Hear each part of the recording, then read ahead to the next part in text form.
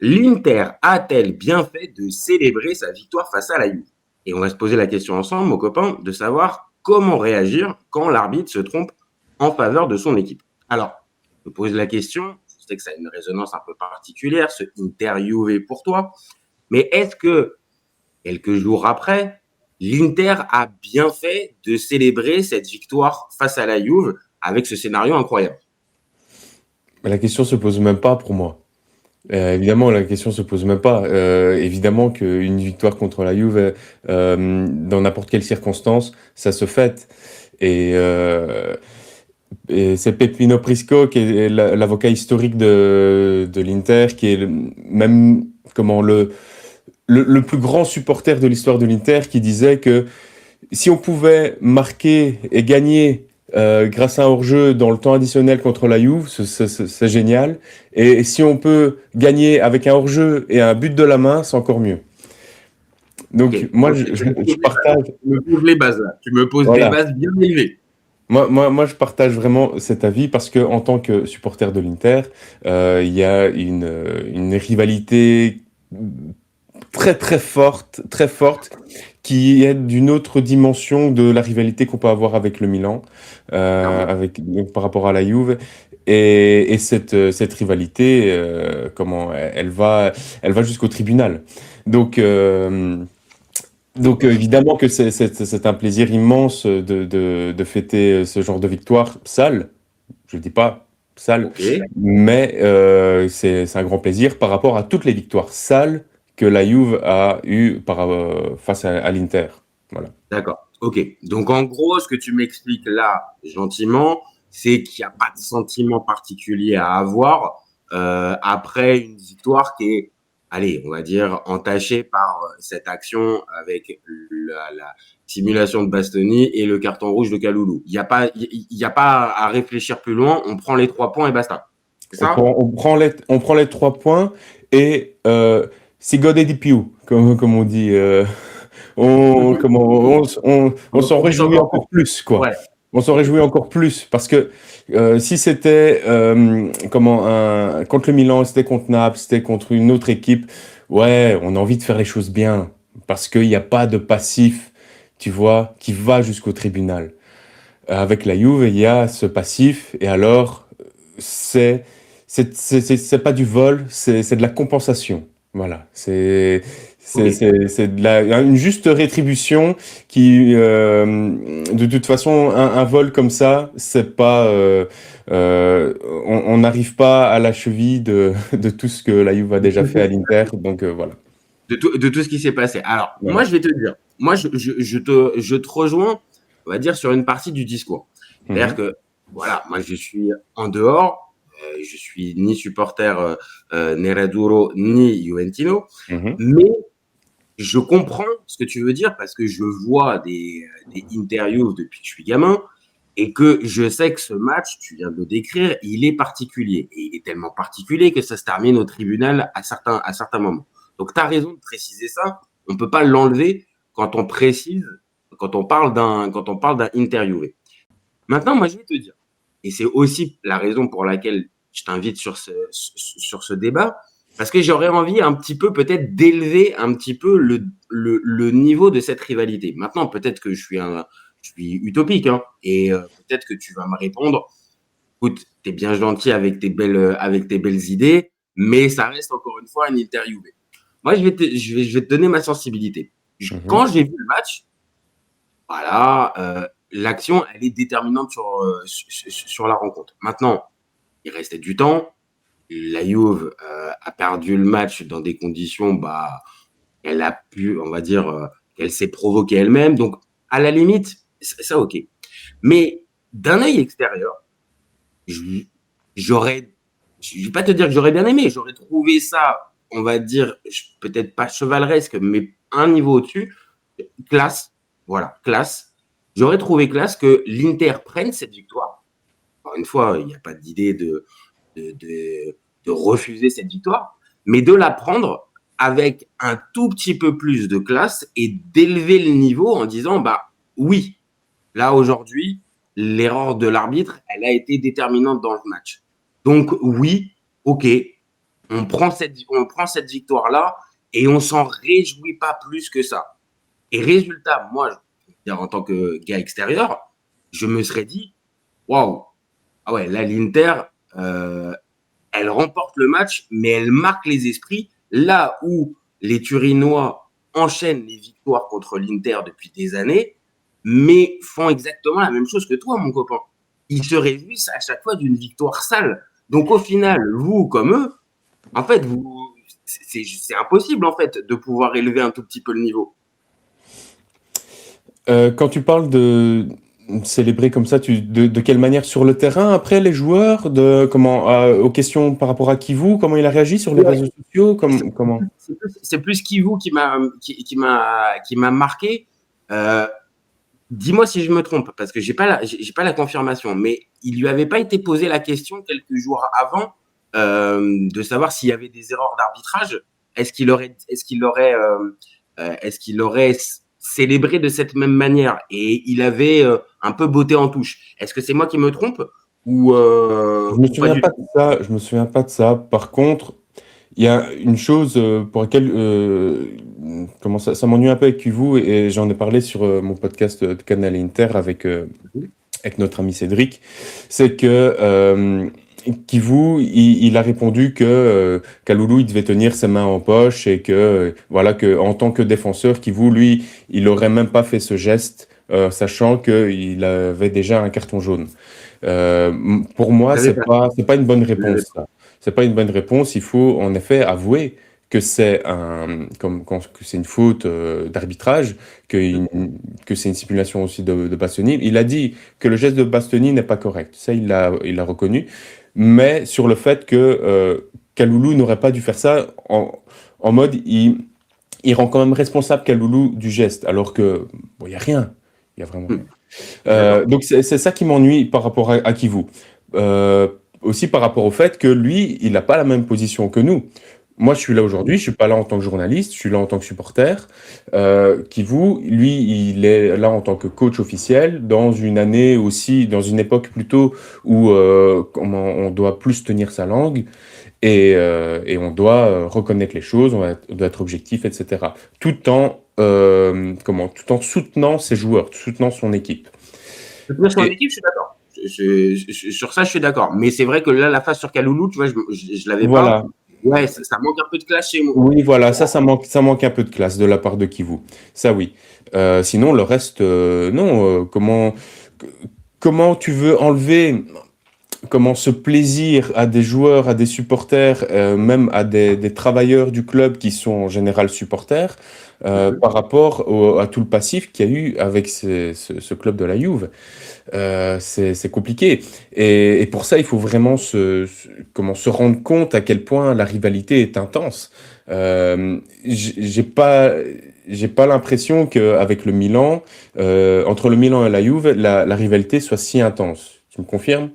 Ah non, non, non. De toute façon, tu l'as dit dès le départ. C'est la plus grosse rivalité en Italie et de très, très loin. Enfin, après, on pourrait peut-être euh, regarder sur certains derbys, mais on va dire avec autant de passion et quand même globalement de haine entre les deux clubs, Oui, j'ai c'est pas de. ça. En fait, c'est la frontière, elle est là. C'est la haine. Et c'est triste hein, parce que c'est que du foot au final. Ah Tu oui, vois. bah oui. C'est que du foot. Donc, mais il y a une haine parce que ça allait au-delà du foot. Ça allait Mhm. jusqu'au tribunal avec des affaires où on va pas refaire le Calciopoli, mais la Juve se défend à sa manière, l'Inter se défend à sa manière, et voilà. Et chacun accuse l'autre, quoi.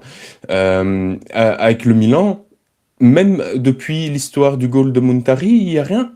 Il y a pas de haine. C'est une question Ah par non, rapport non, au. non, non, non. Et puis c'est pas entretenu en fait. Il peut y avoir peut-être lors du transfert du numéro 19 de la Juve qui est passé au Mhm. Milan, un certain Leonardo, je sais plus comment. Mhm.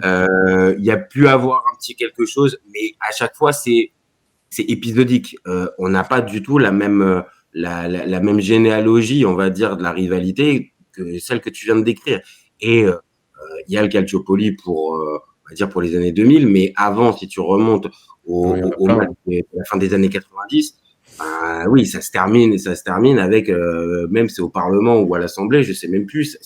Ouais, avec les histoires de PO.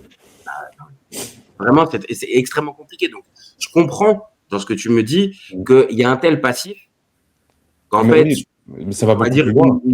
une certaine classe ou une certaine euh, hauteur de prise de hauteur dans les décisions, c'est pas possible en fait, parce qu'il y a un trop gros passif, c'est ce que tu m'expliques. Oui, ouais, ouais, et vraiment, il date pas du Calciopoli, il date même pas de les histoires de PO où l'Inter n'était pas concerné, c'est juste la Juve dans son coin était concernée par ça.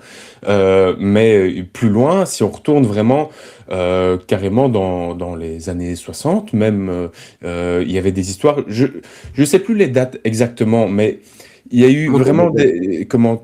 il y a toute une ligne du temps des problèmes entre la Juve et l'Inter. J'avoue que je me souviens plus, je veux pas dire de bêtises comme ça. Ouais, ouais, Mais ouais. voilà, il y a eu des histoires comme la fois où l'Inter avait mis un match devait se rejouer en fait, je sais plus pour quelle raison exactement. Un match devait se rejouer entre l'Inter et la Juve euh, et la décision n'avait pas été bien accueillie de la part des dirigeants de l'Inter. Mhm. Et pour protester, ils avaient envoyé l'équipe des jeunes pour Ok. affronter la Juve. Et ça, c'est une des premières choses qui ont fait naître cette rivalité. Donc c'est loin, c'est profond et c'est entretenu. C'est vraiment entretenu avec Giuliano par rapport à Ronaldo. C'était Oui. fin des années 90 ou début 2000, je sais plus. Entretenu par rapport à tout ce que Quadrado a pu faire de crapuleux sur le terrain. Entretenu par rapport à tout ce que Pjanic a pu faire sur le terrain. Entretenu aussi par les fourberies de Chiellini à plusieurs moments. Là, on sent Euh, le vécu. Là, on sent le vécu. Là, on sent le vécu qui est ah en oui, train de parler. mais on l'a vu à la télé, ça. On a vu ce qui se passait et ça a été, même s'il y a eu une période où c'était indéniable que la Juve était l'équipe la plus forte d'Italie et que il n'y avait pas photo par rapport au niveau de l'Inter, il y a quand même eu des épisodes. Le, le- la première défaite de la Juve dans son nouveau stade, c'était l'Inter et il commençait le match avec un but hors jeu. Il me semble que c'est Asamoah qui est hors jeu, si je dis pas de bêtises. Et après, l'Inter renverse le match et il me semble qu'on gagne 1-3. Mais c'est tout le temps, à cette époque-là, c'était tout le temps, quoi. Il y avait tout le temps un truc, il y avait tout le temps quelque chose. Et donc, cette victoire sale du dernier derby d'Italie, c'est un plaisir, voilà. C'est un plaisir. Et parce que c'est la Juve, j'en ai rien à foutre, voilà. Alors que, comme tu l'as dit tout à l'heure, c'est ça qui est intéressant, ce type de réaction-là, tu vas pas du tout l'avoir, comme tu l'as dit, si c'est le Milan, si c'est la Roma, le Napoli, tu vas pas avoir cette même approche que face à la Juve où, là, on va le dire, peu importe comment on obtient la victoire, le plus Mm. important, c'est vraiment les 3 points et d'avoir battu le rival. Et là, ça prend tout son sens dans le mot rival, en fait. Ouais, c'est Donc, ça, c'est ça. Ouais, c'est ça. Si c'est contre une autre équipe, c'est important. Là, c'est important. Et là, je vais pas savourer la victoire de la même manière. Je vais dire, ok, on a la victoire, mais la manière n'était pas là. Et c'est dommage que ce soit passé comme ça. t'aurais eu plus de scrupules. T'aurais eu plus de scrupules à prendre cette victoire de cette manière-là Voilà. Oui, contre bien sûr, des... parce que on reste fair play. En tout cas, moi, c'est mon caractère. C'est Ah, personnel, c'est ça. Je aussi... dis pas que ça reflète toute la communauté interiste, mais moi, c'est mon caractère où j'ai envie qu'une victoire soit propre à une Ah, c'est exception. pour ça aussi que j'étais interpellé, parce qu'à la base, comme tu l'as dit, et Mhm. on mettra le lien en vidéo, mais ta chronique, justement, sur Canal Inter, c'est ça, je crois? Ouais, ouais, ouais. Voilà. Ça m'a interpellé parce que on est déjà venu sur la chaîne, on a déjà parlé foot, on a plutôt une vision du foot qui peut se rapprocher à certains endroits. Et c'est vrai que à ce moment-là, t'entendre dire, ouais, on prend la victoire sale, comme tu viens de le dire là, j'ai dit, Giuliano, j'ai pas l'habitude de l'entendre parler comme ça. Et je voulais comprendre un peu plus. Alors, même si je me doute, et t'as mis ça un petit peu, un petit peu sur la table. Euh, voilà, je vais te reposer la question. Pour toi, Bastoni, à ce moment-là, tu le comprends quand il fait cette simulation et que il a cette réaction, on va dire limite de célébrer ça. Justement, comme on parle d'un match vraiment particulier, à ce moment-là, tu es comme lui, c'est-à-dire que tu célèbres le carton rouge de Kaloulou à ce moment-là, ou tu es encore un tout petit peu repris par tes émotions de bon, quand même, je suis un fan de foot, là, il y a quand même une simulation qui est un peu grotesque, je vais quand même pas me réjouir. Ou tu es pris par l'émotion et allez, on prend le rouge quand même.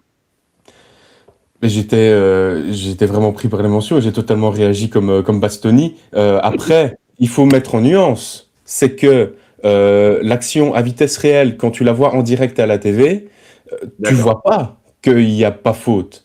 Je suis Donc, d'accord. Tu peux penser qu'il y a contact. Je suis d'accord. Je donc suis d'accord. je vois l'action se passer en direct. Je vois l'arbitre qui arrive, qui met le deuxième carton jaune et qui met ensuite le rouge. Ben je célèbre et je suis comme Bastoni, je suis hyper content, etc. Après, il montre les images et après, je reviens sur mon avis. C'est pas Ok. pareil, tu vois. Ok. Et puis, la célébration de Bastoni, il faut aussi comprendre le fait que, euh, je sais pas si t'as joué au foot. Eh, bien sûr, pendant Euh, des années. Quand on joue au foot, même si c'est pas du foot, quand on est dans une compétition sportive comme ça, qui a de l'intensité, qui a de l'adrénaline, etc. Comment ça peut être libérateur. Tu calcules pas toujours les choses. Et puis Oui. c'est une célébration, c'est une simulation, mais c'est une simulation où il y a un contact très léger. Et lui, voilà, dans son attitude de joueur, dans aussi le fait que si tu isoles cette simulation Mhm. qui s'est passée pendant un interview, et c'est pour ça que ça a été si médiatisé. Mais des simulations comme ça, t'en as tous les week-ends, hein. Mhm. T'en as tous les Ouais. week-ends. Et le problème, c'est pas Bastoni qui fait cette simulation, c'est l'arbitrage qui autorise ce genre de simulation et qui ne sanctionne pas. Parce que des simulations comme ça, mais t'en as même pendant Lech Bologne, j'invente, Ah tu oui, vois, oui, oui. Oui. t'en as tout le temps des trucs comme ça. Tu n'auras pas le Et c'est parce que c'est intégré et parce que c'est autorisé que les joueurs ont intégré le fait qu'ils pouvaient faire ce genre de gestes et c'est pas grave, ça passe et voilà. Donc il faut remettre aussi dans son contexte, tu vois, c'est pas un geste crapuleux. on voit Tu jamais. vois, je vais prendre l'exemple pour te montrer que je suis de bonne foi. Vraiment, je prends l'exemple de Thuram qui avait fait une simulation grotesque Mhm. cette saison ou la saison passée, je sais plus. Vraiment une simulation grotesque, ça se voit qu'on ne le touche pas du tout et il laisse traîner le pied et il Ouais. tombe, enfin horrible quoi. Mais ça c'est honteux. La simulation de Bastoni, pour moi, elle n'est pas si honteuse que ça. Parce que, vu comme c'est quelque chose qui est utilisé par plein d'autres joueurs dans le championnat, et même au-delà de ce championnat-là, ça me choque pas plus que ça. Je pense qu'il faut plus pointer du doigt l'arbitrage et la règle du VAR qui est complètement idiote, plutôt que le geste de Bastoni. Ah oui, parce que là, forcément, on est obligé d'en parler 2 secondes. Euh, Évidemment qu'avec un autre type d'arbitrage, ça peut être vite, on va dire, solutionné et on n'a pas cette polémique. Parce que moi, je vais te dire, ce qui me dérange aussi un peu là-dedans, c'est que ce match-là, on- il a été caricaturé à 95% avec ce fait de jeu-là, et on en a oublié qu'il y a eu un match et qu'il y a eu 3-2 avec un scénario haletant. Alors évidemment, je me doute bien que côté Juve et côté Inter, ce match-là, on l'a bien en mémoire, mais on va dire pour les personnes extérieures, encore une fois, comme moi, pas porteur du Milan, bah, en fait, quand je vais penser à ce interviewé, je vais même pas penser au scénario dingue et au match dingue qu'on a pu voir. Je vais penser spontanément à ce fait de jeu. Et c'est Mhm. aussi en ça que, évidemment, bah, l'arbitrage, on peut pas le dédouaner et que dans ce match-là, ah ouais, il a joué un sale rôle. Je pense on va être très clair. L'arbitrage, il a Mhm. été en dessous de tout, en fait, sur celui-là. Après, il faut aussi se rendre compte par rapport aussi à ce que je disais tout à l'heure, avoir l'action en direct Mhm. et revoir un peu, replacer l'angle de la caméra du point de vue de l'arbitre et voir Mhm. qu'il est aussi un peu caché la main de Donc, Kalulu. vient Ouais. du côté gauche de Bastoni et que du coup l'angle de l'arbitre est caché par ça. Donc l'erreur d'arbitrage, je veux dire, ça reste humain, ça reste, je veux dire, il peut pas voir de tous les côtés et ça peut paraître à vitesse réelle vraiment une faute parce qu'il voit pas bien. Le problème, c'est surtout la VAR qui n'a pas de protocole qui puisse revenir sur des décisions liées à un deuxième carton jaune, ce qui va être réglé la saison prochaine, de ce que j'ai compris. Bah, il Et, faudrait, parce que ça, donc là, c'est un gros problème. Je veux dire, c'est n'importe quoi. Tu as un outil qui te sert à aider les décisions arbitrales et à éviter ce genre de scandale. Ça fonctionne pour les cartons rouges directs, mais ça ne fonctionne pas pour un carton rouge lié à un deuxième jaune. un C'est deuxième débile. jaune. C'est débile.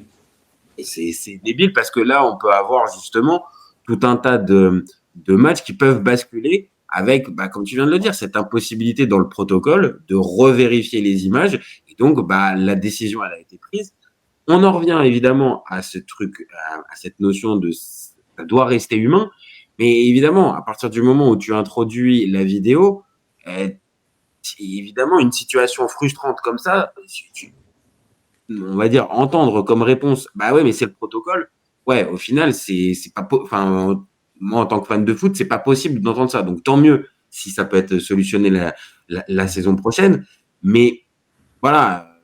Est-ce que pareil, pour un peu, on va dire, conclure ce débat, est-ce que tu penses que ce match-là, ce fameux interviewé, ça fait une mauvaise, on va dire, ça fait une mauvaise pub pour la Serie A à l'extérieur ou tu restes encore derrière cet argument, ça fait partie de la rivalité, ça fait partie de ce match particulier, donc on va pas chercher plus loin.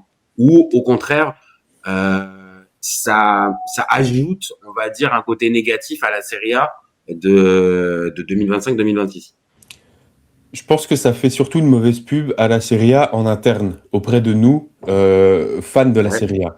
Je pense qu'à l'extérieur, j'ai plein de collègues qui ne regardent pas la Serie A et qui ont vu ça passer, mais ils n'ont pas d'avis global sur l'arbitrage. Ils ont vu un truc comme ça, des trucs comme ça, pardon.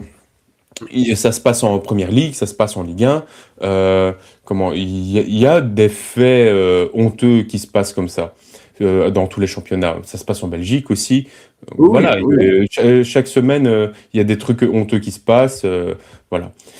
Je pense que c'est surtout pour nous, suiveurs de la Serie A, que c'est le plus marquant parce qu'on se dit, purée, ça commence à faire beaucoup. Cette saison, il y en a beaucoup. Euh, il y a des décisions qui sont pas évidentes à trancher, comme le dernier match du Milan contre Parme. Est-ce qu'il y a faute ou pas sur Maignan? C'est difficile à dire. Chacun peut avoir son interprétation, je pense.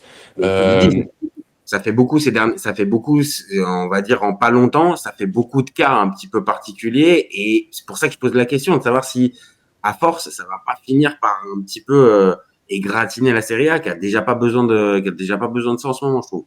Mais tout le foot italien, de toute façon, je pense, a besoin d'être repensé. Et ça fait des années qu'on le dit. C'est pas, Mhm. ça date pas d'hier, ça date pas de la dernière Coupe du Monde, ça date même avant Ouais. la Coupe du Monde ratée. Ça fait 10 ans qu'on le dit que la Serie A, le championnat italien, le foot italien doit être repensé de plusieurs manières au niveau de la gestion, donc de la formation des jeunes, au niveau de la gestion aussi des peut-être des étrangers dans les équipes pour un peu favoriser le jeu italien et surtout au niveau de l'arbitrage parce que c'est pas possible qu'il y ait ce genre de choses avec tant d'incohérences.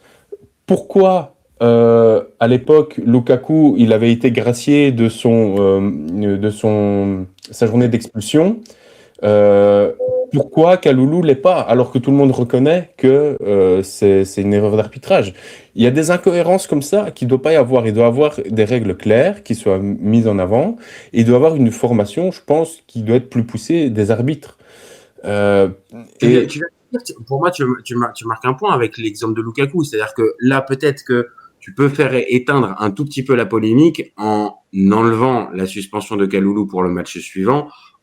Ça n'enlèvera pas ce qui s'est passé, mais ça acte un tout petit peu qu'il y a on va dire, une prise de conscience avec de l'arbitrage, avec, OK, on s'est trompé là, mais comme on vient de le dire, c'est aussi une histoire de protocole, mais on a bien vu les images, on s'est trompé. Là, on va dire, en allant jusqu'au bout, bah, tu actes encore un petit peu plus le fossé que tu peux avoir entre les acteurs et les arbitres.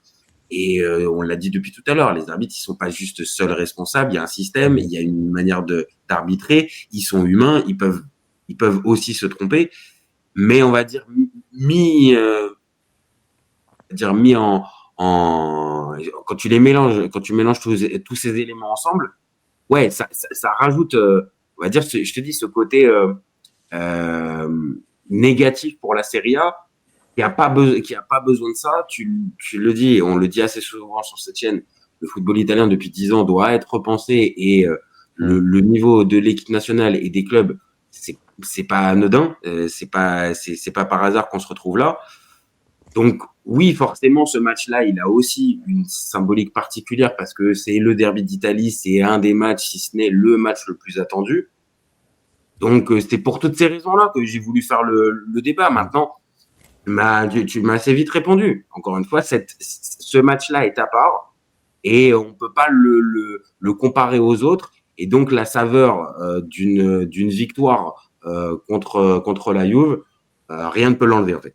Rien. Ouais, c'est ça. Oui, c'est ça. Et puis, en fait, c'est parce que c'est Interview que tout ça en découle. Ok. Si tu avais eu ça pendant Lecce Bologne, ça aurait fait du bruit en interne, tu vois, vite fait, on en aurait entendu. Quand je dis en interne, c'est au sein de la communauté des suiveurs de la Serie A. On l'aurait entendu et on serait dit, oh, l'arbitrage, encore n'importe quoi. Et on serait passé à autre chose. Et mes collègues qui suivent la première ligue n'en auraient jamais entendu parler. Tu vois, c'est parce que c'est Interview il y a eu cet écho-là. Et c'est aussi pour ça que oui, moi je suis plus qu'indifférent. Enfin, comment dire, je suis content de cette victoire et je m'en fous que ce soit passé de cette manière-là parce que c'est ce match-là. Voilà. Voilà. Voilà, hein, je pense que c'est la meilleure manière de conclure ce débat. Moi, j'ai essayé, avec mes armes, de t'amener sur un petit peu plus alors je vais pas dire de sympathie, mais allez, on va dire un peu plus de classe sur cette vie. Bon, ok, j'ai compris. Tu m'as mis les barbelés. Tu m'as dit non, écoute, ce match-là, c'est chasse gardée. Là, tu touches pas. On prend tel quel. Mais c'est quelque chose qui est difficile. Je peux concevoir que ce soit difficile à concevoir à l'inverse Mhm. quand on ne fait pas partie de la communauté des supporters de l'Inter. Je peux comprendre. Je peux comprendre parce que c'est quand même une rivalité qui est pas unique. Je veux dire, des rivalités extrêmes comme ça, il y en a beaucoup. Mais vraiment, pour comprendre, il faut comprendre ce que, en tant que supporter de l'Inter, on a vécu pendant des années et ce que nos parents ont vécu aussi, parce que ça date pas d'hier, quoi. Ouais, Donc il y a tout un contexte, il y a tout un contexte à reposer, et c'est pour ça que c'est difficile à comprendre pour les supporters des autres clubs.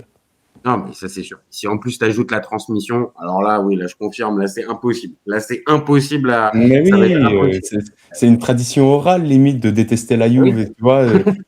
C'est moi c'est venu de mon Dio, mais il avait déjà cet état d'esprit, cette mentalité d'être contre la Juve. Donc c'est quelque chose qui se transmet et c'est quelque chose que je transmettrai. Attention, faut pas que ça dépasse la violence ou quoi que ce soit, faut pas que ça aille jusque Oui. là. Hein. Non, non, mais ça, On est dans de la rivalité très forte mais à la sportif. limite, à la limite de la haine, mais encore, moi je trouve qu'il faut s'arrêter, quoi. Faut pas Ah, déconner, c'est ce que je veux dire. il y a le terrain et il y a hors terrain. Et Et donc, ouais, c'est évidemment, bon. le hors terrain, on va pas aller non plus jusqu'à se taper dessus, se taper dessus. Par contre, Mm, on a bien compris, sur le terrain, il n'y a aucun cadeau et on prend tout ce qu'il y a à prendre, c'est ça. peu importe la manière. Ok. Ok. Bon, voilà. Ok. J'ai eu ma réponse. J'ai essayé. Bon, je passerai sur un autre sujet la prochaine fois. Ok, mon copain.